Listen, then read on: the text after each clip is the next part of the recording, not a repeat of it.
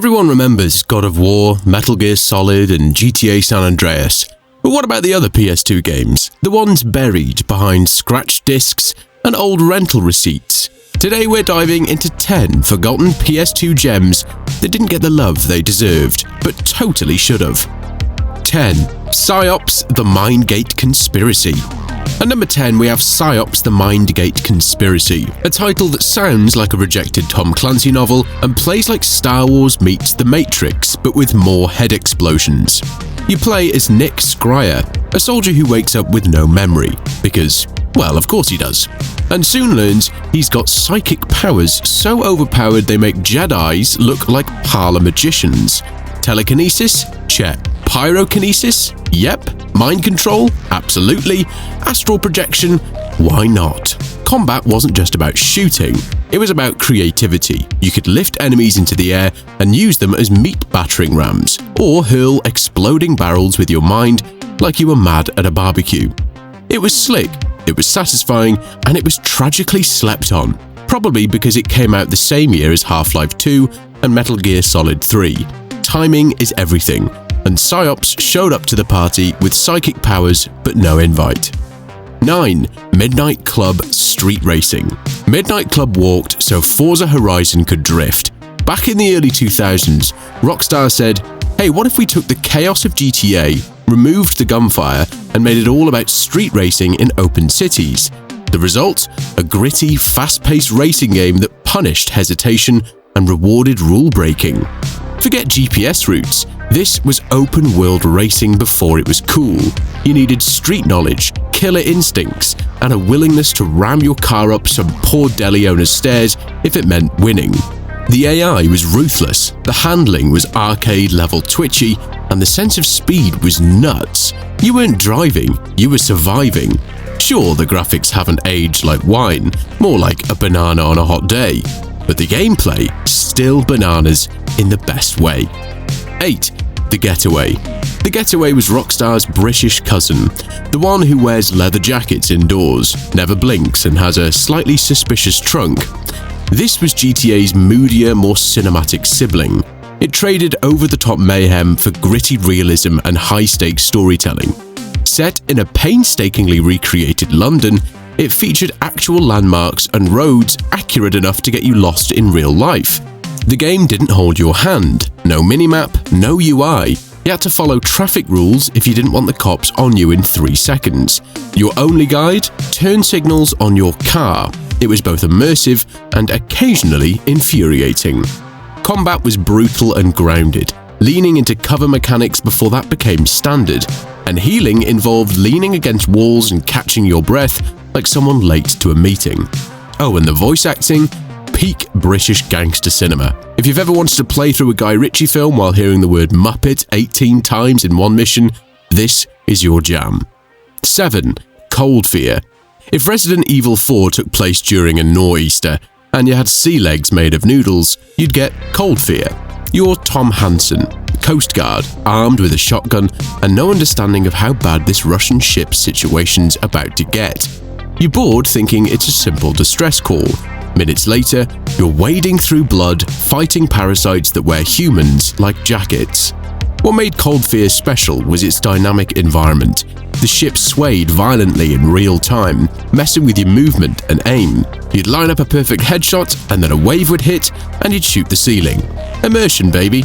And while the story wasn't going to win any Pulitzers, it had all the creature feature goodness of a B-movie horror classic, with enough atmosphere to keep your hands clammy and your heart rate somewhere in the cardio zone. It didn't reinvent survival horror, but it did add a seasickness to the genre. 6. The Warriors. Rockstar dipped into movie history and pulled out The Warriors, a game that shouldn't have worked but absolutely slapped. Set before and during the cult 1979 film, you followed the gang's journey across New York's crime-ridden streets, framed for murder and fighting every weirdo-themed gang on the way home. The Turnbull ACs, the Baseball Furies, the Hi-Hats, all real, all ridiculous, all amazing. Combat was bone-crunching and brawler style, with lots of grabs, counters, combos, and glorious co-op beatdowns. You could even pick up weapons and chuck bricks at unsuspecting gang members. Bonus, you could also mug people and tag graffiti for rep. Stay classy, warriors. The game expanded on the film's lore, giving backstories to the gang and letting you see how a bunch of Coney Island punks became legendary. It was gritty, unapologetic, and surprisingly heartfelt. And if you never accidentally punched your co-op partner during a chaotic fight, you weren't playing it right. And if you're enjoying this video so far, be sure to let me know by hitting that like button. 5. War of the Monsters. At number 5 is pure Saturday morning cartoon chaos, War of the Monsters. This game dropped you into the role of a giant monster, be it ape, lizard, robot, or nightmare eyeball, and said, have at it. What followed was city leveling, car throwing, building climbing madness. Each stage was fully destructible. You'd start the match on a calm city block and end it in a smouldering pile of rubble while your character power-bombed an alien into a bus. It had split-screen multiplayer that destroyed friendships in the best way. Throw in environmental hazards like lava pits, collapsing towers, and rogue military helicopters, and every match felt like a Hollywood disaster film starring, well, you. Sure, the camera was a bit chaotic, and occasionally you'd get crushed by a billboard you didn't know was a weapon, but hey, that's life in the big monster world. 4. OutRun 2006 Coast to Coast. OutRun 2006 wasn't just a racing game, it was a vibe. This was arcade racing at its peak. You didn't race to win, you raced to look good doing it, cruising through sun-kissed beaches, neon cities, and winding mountain roads with a blonde passenger cheering you on and a synthwave soundtrack pumping through your speakers. The handling was buttery smooth. You could drift like a legend, dodging traffic at 150 miles per hour while somehow keeping your sunglasses on. It featured multiple game modes, time attack challenges, rival races, and a whole coast-to-coast campaign that felt like a summer road trip on steroids.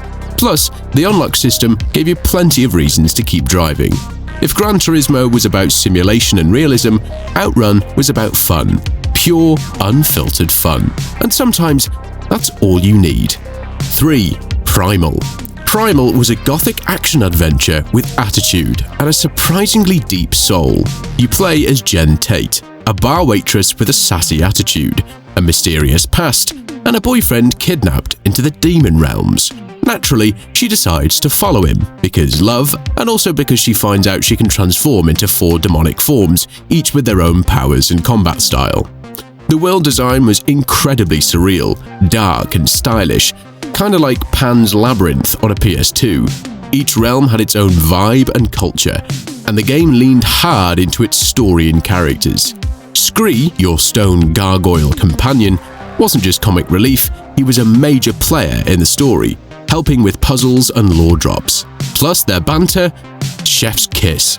Combat was simple but satisfying, and while the controls haven't aged perfectly, the atmosphere and narrative still hold up. If you love moody fantasy and missed this one, it's time to rectify that. 2. Brothers in Arms Road to Hill 30. Second place goes to Brothers in Arms, the thinking man's World War II shooter. This wasn't run and gun, this was flank and suppress. You commanded a squad, issued orders, laid down cover fire, and maneuvered to outsmart the enemy, not just to outshoot them. Each mission was inspired by real battles from the Normandy campaign, and your squad mates were named, voiced, and fleshed out.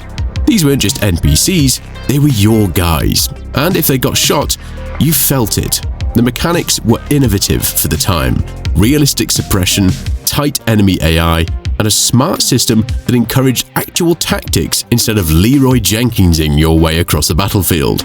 It was part shooter, part strategy, and all heart. 1. Rogue Galaxy. And the crown jewel, Rogue Galaxy, a PS2 RPG that swung for the stars and almost got there. This game had it all. Space pirates, mysterious princesses, robots with feelings, desert planets, jungle moons, and sky-high ambition. It was like Treasure Planet and Final Fantasy got into a blender and made a JRPG baby. Combat was fast-paced, real-time, and had depth. Character switching, combo chains, special abilities, and giant bug bosses that took up the whole screen. Weapon crafting was weirdly addictive. You could fuse swords like you were making smoothies, And the story? Classic JRPG save the universe fare, but told with charm and genuinely memorable characters. Despite coming late into the PS2's life cycle, it delivered one of the most expansive, colourful, and imaginative adventures on the console. So there you have it, 10 forgotten gems of the PS2 era. What other PS2 titles do you remember fondly? Let me know in the comments section below, and I might do a part 2. And as always, if you want more gaming content, be sure to check out the videos linked on screen.